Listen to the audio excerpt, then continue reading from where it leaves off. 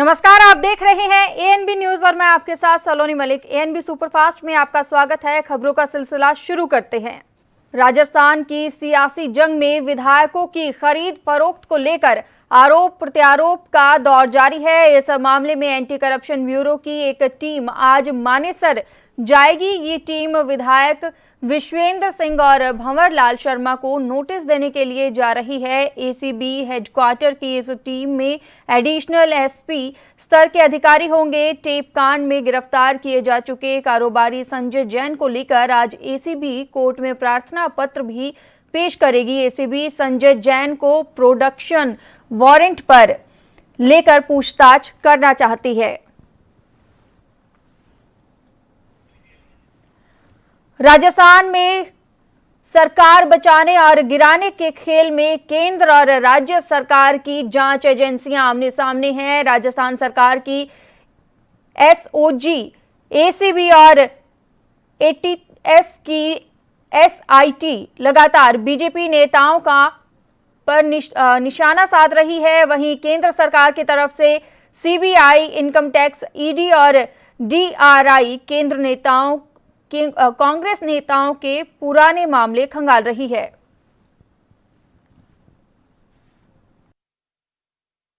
कांग्रेस के मुख्य सचेतक महेश जोशी की शिकायत पर 3 एफआईआर दर्ज की गई थी। आरोप लगाया गया था कि 2 ऑडियो टेप में विधायक भंवरलाल शर्मा कथित रूप से संजय जैन और गजेंद्र सिंह नाम के व्यक्तियों से षड्यंत्र और धन के कारोबार के बारे में बातचीत कर रहे हैं।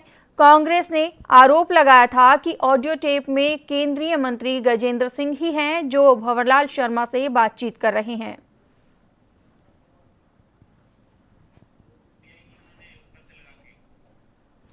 राजस्थान के सियासी उठापटक के बीच एक बार फिर से मुख्यमंत्री अशोक गहलोत ने बीजेपी को आड़े हाथों लिया है। उन्होंने कहा कि सरकार गिराने का पूरा खेल बीजेपी ने रचा है। उनके नेताओं को जनता माफ नहीं करेगी। गहलोत ने ट्वीट के जरिए बसपा सुप्रीमो मायावती को भी घेरा है।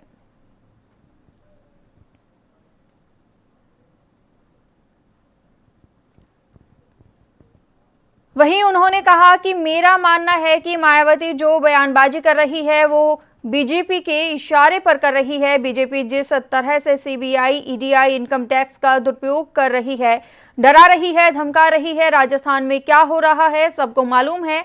मायावती भी उनसे डर रही है, मजबूरी में वो बयान दे रही हैं।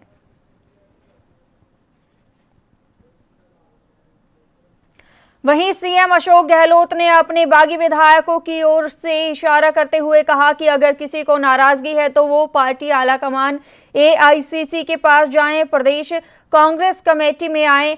आप सभी कांग्रेस के हाथ के निशान पर जीत कर आए हैं, ऐसे में आपको सरकार के साथ आना चाहिए। सीएम ने कहा कि सत्र में क्या होना है ये बिजनेस एडवाइजरी कमेटी तय करेगी। साथ ही सीएम ने तंज भरे लहजे में कहा कि विधानसभा सत्र की तारीख तय होने के बाद रेट बढ़ाया गया है, अनलिमिटेड रेट हो गया है। जिन लोगों ने पहले किश्त नहीं ली है उन्हें वापस आना चाहिए। बीजेपी के नेता छिपकर दिल्ली जाते हैं, ईश्वर उन्हें सद्बुद्धि दे। वहीं इसके साथ ही अशोक गहलोत ने बीजेपी पर निशाना साधते हुए कहा कि इस साजिश में केंद्रीय मंत्री गजेंद्र सिंह शेखावत नाम सामने आया, लेकिन अभी तक उनका इस्तीफा नहीं हुआ है। कांग्रेस राज में ऐसा करने वाले मंत्रियों का इस्तीफा हो जाता था। मैंने पूरे घटनाक्रम से प्रधानमंत्री नरेंद्र मोदी को अवगत कराया है, लेकिन कोरोना काल में सरकार गिराने की साजिश रची जा रही है। किसी की जान बचाने की जगह मोदी सरकार को सरकारें गिराओ, कांग्रेस मुक्त भारत बनाओ, ये चिंता है।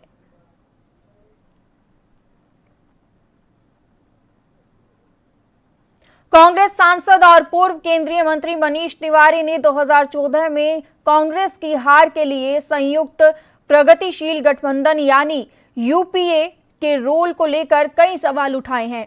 मनीष तिवारी ने शुक्रवार को ट्वीट करके 4 सवाल पूछे। उन्होंने कहा कि क्या 2014 में कांग्रेस की हार के लिए यूपीए जिम्मेदार है? ये उचित सवाल है और इसका जवाब मिलना चाहिए।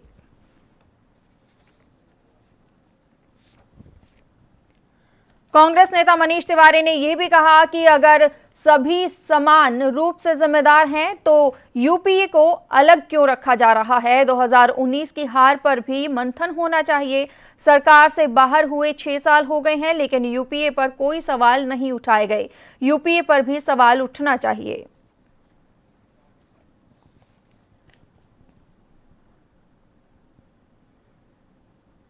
कांग्रेस की अंतरिम अध्यक्ष सोनिया गांधी को दिल्ली के सर गंगाराम अस्पताल में भर्ती कराया गया है। वे वहां रूटीन चेकअप के लिए गई हैं। सर गंगाराम अस्पताल के चेयरमैन डॉक्टर डीएस राणा ने सोनिया गांधी का हेल्थ बुलेटिन जारी करते हुए बताया कि कांग्रेस अध्यक्ष सोनिया गांधी शाम 7 बजे अस्पताल में भर्ती हुई हैं। वो यहां रूटीन चेकअप और स्वास्थ्य से जुड़ी जांच के सिलसिले में भर्ती हुई हैं। उनकी स्थिति स्थिर है।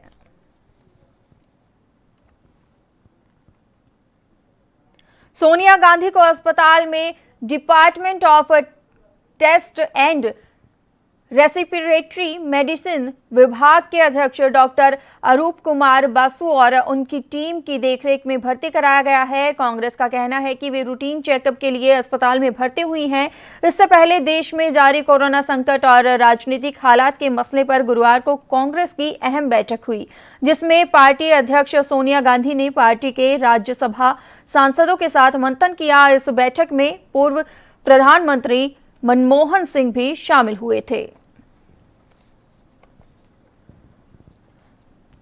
गुजरात कैडर के आईएएस अधिकारी हार्दिक शाह पीएम मोदी के नए निजी सचिव होंगे। वो राजीव टोपनो की जगह लेंगे। हार्दिक शाह 2010 बैच के गुजरात कैडर के आईएएस हैं। डीओपीटी की ओर से जारी लेटर में कहा गया है कि कैबिनेट की अपॉइंटमेंट कमेटी ने हार्दिक शाह की नियुक्ति को मंजूरी दे दी गई है। वे फिलहाल प्रधानमंत्री कार्यालय में डिप्टी सेक्रेटरी के पद पर तैनात हैं। दरअसल हाल ही में वरिष्ठ नौकरशाह राजीव टोपनो को वॉशिंगटन में विश्व बैंक के कार्यकारी निदेशक का वरिष्ठ सलाहकार नियुक्त किया गया है। राजीव टोपनो को 1996 बैच के गुजरात कैडर के आईएएस अधिकारी हैं। उन्होंने पिछले साल जुलाई में पीएम का निजी सचिव नियुक्त किया गया था। जून महीने में प्रधानमंत्री कार्यालय में अधिकारियों के तबादले हुए थे। राजीव टोपनो ने के अलावा ब्रजेंद्र नवनीत को जिनेवा स्विट्जरलैंड में विश्व व्यापार संगठन के राजदूत और भारत का स्थायी प्रतिनिधि नियुक्त किया गया था।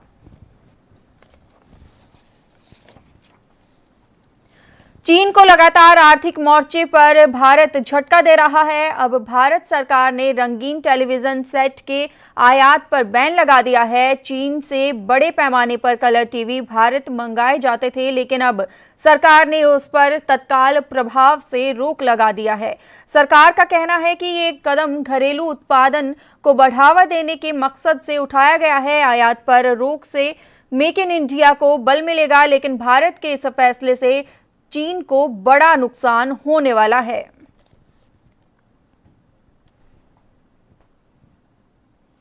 एक रिपोर्ट के मुताबिक विदेश व्यापार महानिदेशालय ने एक अधिसूचना में कहा कि कलर टेलीविजन की आयात नीति में बदलाव किया गया है। अब इसे प्रतिबंधित कैटेगरी में डाल दिया गया है। सरकार का कहना है कि चीन जैसे देशों से गैर जरूरी सामानों के आयात में कमी लाना है। किसी भी प्रोडक्ट को प्रतिबंधित कैटेगरी में रखने के बाद अब उस सामान का आयात करने वाले कारोबारी को वाणिज्य मंत्रालय के अंतर्गत आने वाले डीजीएफटी से आयात के लिए लाइसेंस लेना होगा।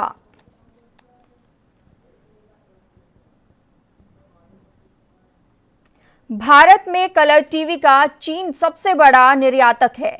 उसके बाद Vietnam, Malaysia, Hong Kong, Korea, Indonesia, Thailand और जर्मनी जैसे देशों का स्थान है। गौरतलब है कि सीमा पर चीनी सेनाओं की हरकतों के बाद देश में चीन के खिलाफ एक माहौल बन गया है।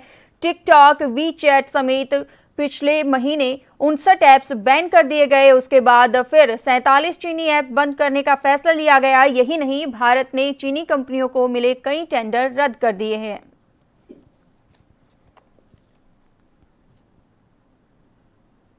लड़ाकू विमान राफेल के भारतीय वायुसेना में शामिल होने के बाद चीन और पाकिस्तान बौखला गए हैं। पाकिस्तान ने जहां विश्व समुदाय से गुहार लगाई है, तो वहीं चीन ने अब रक्षा मंत्री राजनाथ सिंह के बयान पर प्रतिक्रिया दी है।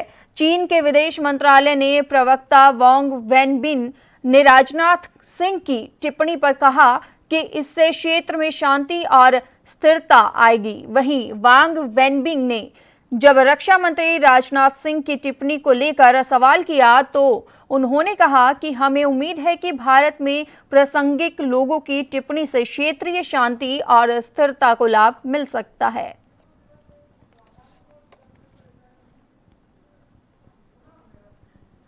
दरअसल बुधवार को राफेल विमान की भारत में लैंडिंग के बाद राजनाथ सिंह ने कई ट्वीट किए थे। उन्होंने कहा था कि भारत में राफेल विमान का पहुंचना हमारे सैन्य इतिहास में एक नए युग की शुरुआत है। ये मल्टी रोल एयरक्राफ्ट निश्चित ही हमारी वायुसेना की ताकत को बढ़ाएंगे। राजनाथ ने यह भी कहा था कि जो हमारी क्षेत्रीय अखंडता को चुनौती देने की मंशा रखते हैं, उन्हें वायुसेना की नई क्षमता से चिंतित होना चाहिए।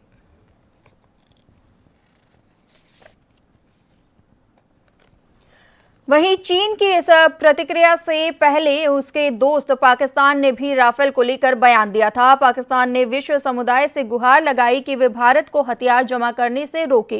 इससे दक्षिणी एशिया में हथियारों की होड़ शुरू हो सकती है।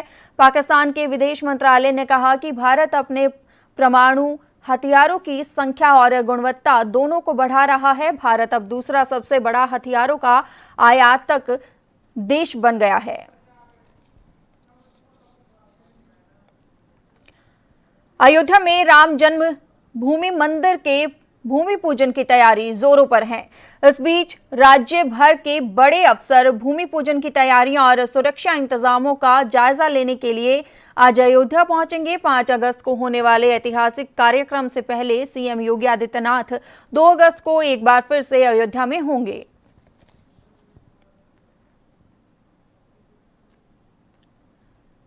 वहीं सुबह 11 बजे प्रमुख सचिव की वरिष्ठ पुलिस अफसरों के साथ बैठक करेंगे। बैठक में 5 अगस्त को पीएम नरेंद्र मोदी की सुरक्षा बंदोबस्त की समीक्षा होगी। दोपहर बाद राज्य के मुख्य सचिव राजेंद्र तिवारी और डीजीपी हितेश चंद्र अवस्थी भी अयोध्या आएंगे। जिला प्रशासन और प्रदेश के बड़े अफसरों के बीच भूमि पूजन कार्यक्रम की तैयारियों पर चर्चा होगी। वहीं दूसरी तरफ भूमि पूजन के शुभ मुहूर्त से पहले कोरोना ने अयोध्या में अफसरों की धड़कनें बढ़ा दी हैं। राम जन्मभूमि के मुख्य पुजारी सत्येंद्र दास के शिष्य प्रदीप दास कोरोना संक्रमित पाए गए हैं। इसके अलावा 14 पुलिसकर्मी भी संक्रमित हैं। इन लोगों का एंटीजन टेस्ट किया गया था। फिलहाल प्रदीप दास को होम क्वारंटीन कर दिया गया है।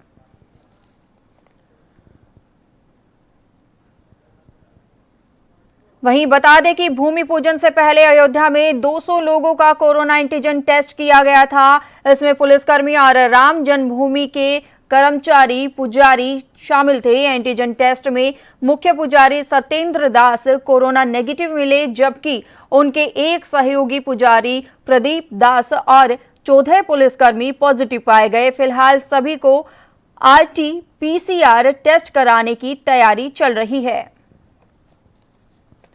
भूमि पूजन के कार्यक्रम के लिए पीएमओ से 200 खास मेहमानों की लिस्ट तय कर ली गई है।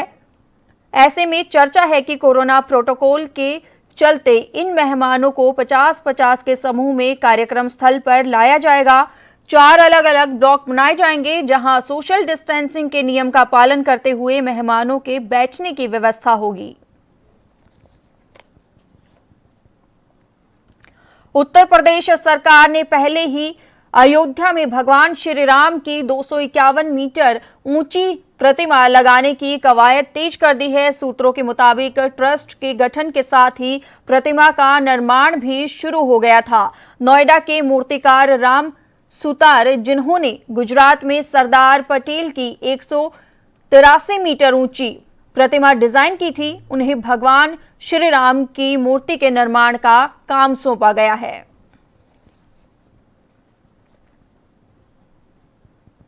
मूर्तिकार राम सुतार और उनके बेटे अनिल सुतार पद्म भूषण से सम्मानित हो चुके हैं। राम सुतार भगवान राम की मूर्ति के निर्माण में व्यस्त हैं। उन्होंने कहा कि भगवान राम की मूर्ति के डिजाइन के पारित होने के बाद उन्होंने मुख्यमंत्री योगी आदित्यनाथ के साथ बातचीत की है, जिसमें मुख्यमंत्री ने कहा कि ये मूर्ति पूरी तरह से स्वदेशी होनी चाहिए। इसके बाद उन्होंने आश्वासन दिया है कि ये मूर्ति पूरी तरह से स्वदेशी होगी और वो इसे केवल उत्तर प्रदेश में बनाएंगे, जो कि सबसे विशाल प्रतिमा बन जाएगी। वहीं निर्माण कार्य शुरू होने के बाद इसका निर्माण में लगभग 3.5 साल लगेंगे और उम्मीद की जा रही है कि अयोध्या में राम मंदिर के निर्माण के भूमि पूजन के बाद मूर्ति निर्माण का काम पूरी तरह से शुरू हो जाएगा। बता दें कि नोएडा के सेक्टर 19 में रहने वाले राम सुतार अब तक 15,000 से ज्यादा मूर्तियां बना चुके हैं। उन्हें सरकार से पद्म भूषण और पद्मश्री मिल चुका है। दिल्ली में फरवरी में हुई हिंसा की अदालत में शुरू के दौरान वकीलों की नियुक्ति को लेकर दिल्ली की चुनी हुई सरकार और उपराज्यपाल के बीच एक बार फिर से ठन गई है। उपराज्यपाल ने दिल्ली सरकार के उस फैसले को खारिज कर दिया है, जिसमें कैबिनेट ने फैसला लिया था कि दिल्ली सरकार के पैनल के वकील ही सुनवाई में शामिल होंगे। दिल्ली की अरविंद केजरीवाल सरकार ने मामले की सुनवाई के लिए पुलिस की ओर से दिए गए वकीलों के पैनल को खारिज करते हुए सरकारी वकीलों के पैनल संबंधी आदेश जारी किए थे। दिल्ली सरकार की ओर से गुरुवार को जारी बयान में कहा गया कि दिल्ली सरकार ने कैबिनेट के उस फैसले को अब उपराज्यपाल अनिल बैजल के खारिज कर दिया है, जिसके बाद दिल्ली पुलिस के पैनल को ही लागू करने के आदेश जारी किए जाएंगे। दिल्ली में कोरोना वायरस की चपेट में आकर जान गंवाने वाले डॉक्टर जावेद अली के परिवार को केजरीवाल सरकार ने 1 करोड़ रुपए की सहायता राशि देकर सम्मानित किया। दिल्ली के मुख्यमंत्री अरविंद केजरीवाल ने गुरुवार को डॉक्टर जावेद अली के घर जाकर उनके परिवार से मुलाकात की। केजरीवाल ने ट्वीट कर बताया कि कोरोना काल में हमारे डॉक्टर्स अपनी जान की परवाह किए बगैर दिन रात मरीजों का इलाज कर रहे हैं। ऐसे में एक corona warriors doctor Javed Ali का हाल ही में कोरोना वायरस की चपेट में आने से निधन हो गया था। आज उनके परिवार से मिलकर उनको 1 करोड़ रुपए की सहायता राशि दी गई। भविष्य में भी उनके परिवार का ख्याल रखेंगे। देश में कोरोना वायरस मरीजों की संख्या 16 लाख पार हो चुकी है। पिछले 30 दिनों में देश में 11 लाख से ज्यादा केस सामने आए हैं। वहीं भारत में बीते दिन 54,000 से ज्यादा नए केस सामने आए हैं। नए मरीजों के रोज राज रहे नए मामले रिकॉर्ड तोड़ने में लगी है। बता दें कि पिछले 24 घंटे में 783 मरीजों की मौत हो चुकी है, जबकि राहत की बात यह है कि एक दिन में 37,445 मरीज ठीक हुए हैं। स्वास्थ्य मंत्रालय के आंकड़ों के मुताबिक देश में जुलाई महीने में 10 लाख केस आ चुके हैं। 30 दिन में 11 लाख केस अब तक किसी भी महीने के एक रिकॉर्ड है। जुलाई में कोरोना मरीजों की संख्या में 63% की बढ़ोतरी हुई है। हालांकि गुरुवार तक रिकवरी मरीजों की संख्या भी 11 लाख के करीब पहुंच चुकी है।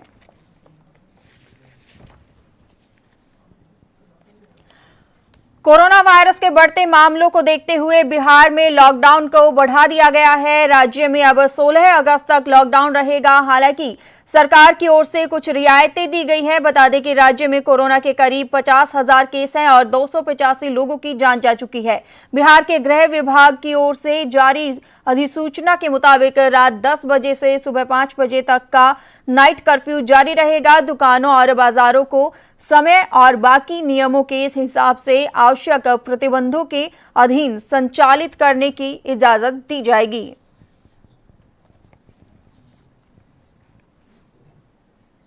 नीतीश सरकार ने कोरोना के कहर के मद्देनजर कई तरह की पाबंदियां जारी रखी हैं। प्रदेश में शॉपिंग मॉल, धर्मस्थल अभी नहीं खुलेंगे। रेस्टोरेंट को सिर्फ होम डिलीवरी की अनुमति होगी। सरकार की ओर से जारी आदेश के मुताबिक सरकारी निजी दफ्तर में सिर्फ 50% कर्मचारियों को आने की इजाजत होगी। सरकार का यह आदेश 1 से 16 अगस्त तक लागू रहेगा।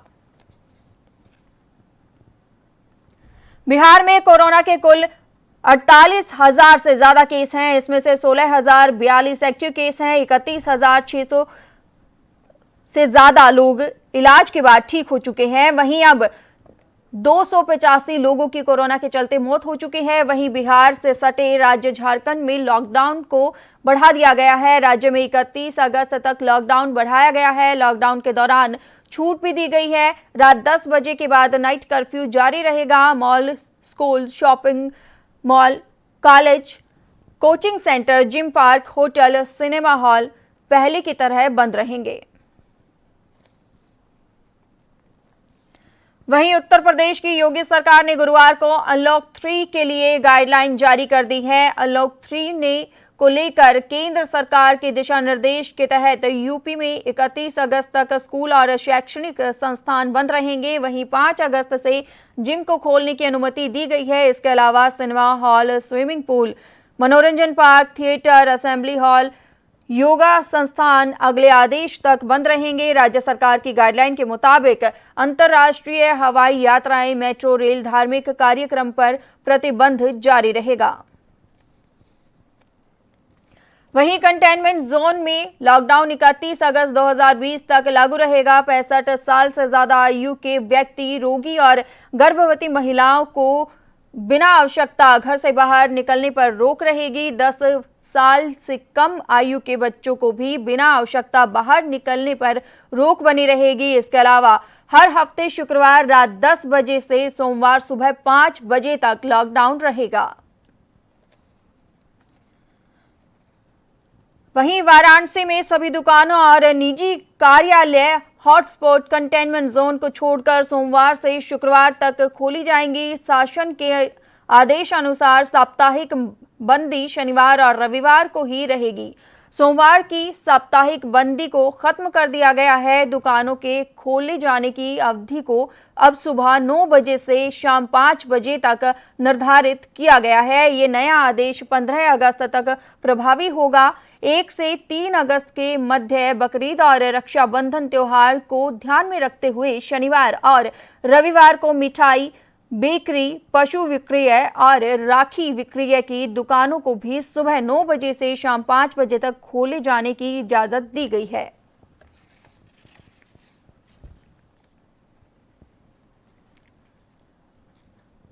बॉलीवुड एक्टर सुशांत सिंह राजपूत सुसाइड मामले में उनके पिता की ओर से बिहार में एफआईआर दर्ज कराए जाने के बाद एक कई मोड़ आ चुके हैं। इस तरफ से जहां बिहार पुलिस अब पड़ताल की रफ्तार तेजी से बढ़ती जा रही है, वहीं दूसरी तरफ रिया चक्रवर्ती ने सुप्रीम कोर्ट में याचिका देते हुए कहा है कि जांच को जगहों पर क्यों हो रही है।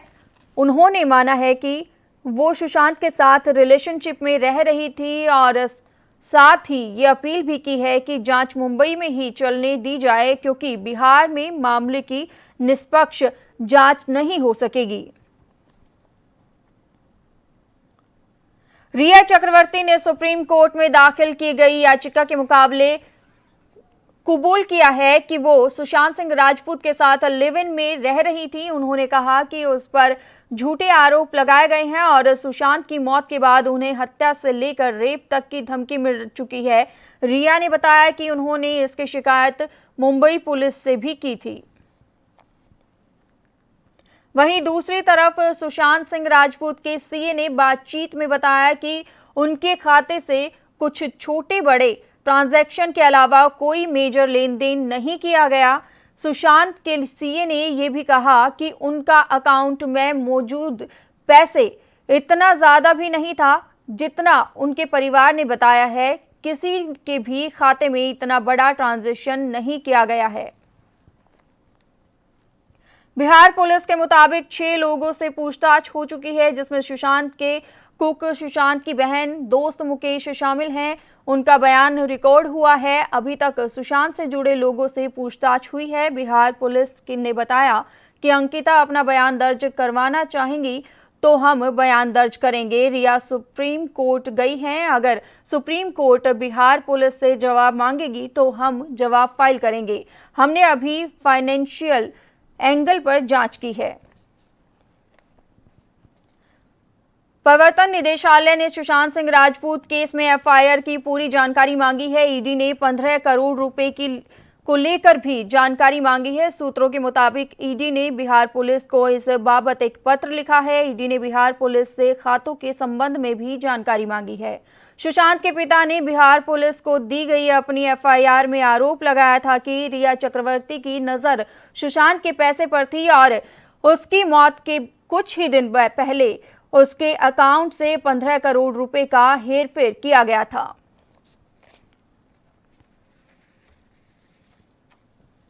सुशांत सिंह राजपूत केस की मौत की सीबीआई जांच की मांग करने वाली जनहित याचिकाओं को सुप्रीम कोर्ट ने खारिज कर दिया है। सुप्रीम कोर्ट ने कहा कि पुलिस को उनका काम करने दिया जाए।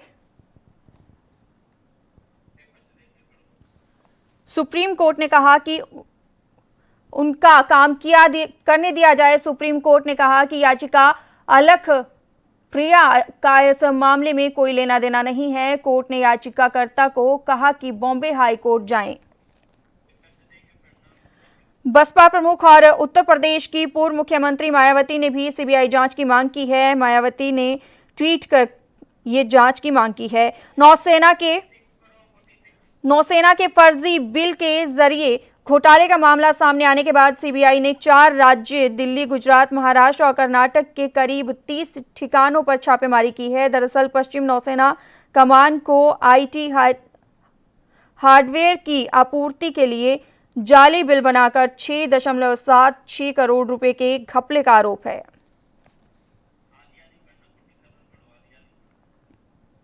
वहीं छापेमारी के दौरान पुलिस को 10 लाख रुपए की नकदी मिली है। इसके अलावा कुछ अहम दस्तावेज भी मिले हैं। पूरा मामला पश्चिमी नौसेना कमान के आईटी हेडक्वार्टर की आपूर्ति के लिए आकस्मिक व्यय बिल के भुगतान से जुड़ा हुआ है।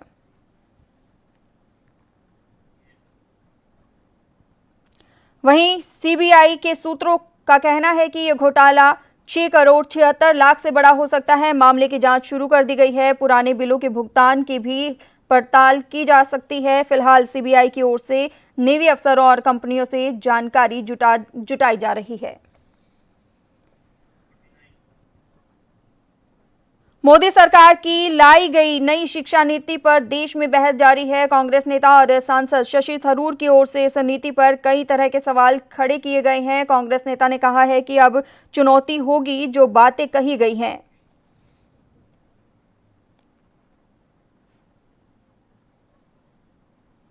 वहीं बता दें कि शशि थरूर की ओर से इससे पहले भी ट्वीट कर शिक्षा नीति का स्वागत किया गया था। उन्होंने ट्वीट में लिखा था कि मुझे कुछ सुझाव माने गए थे।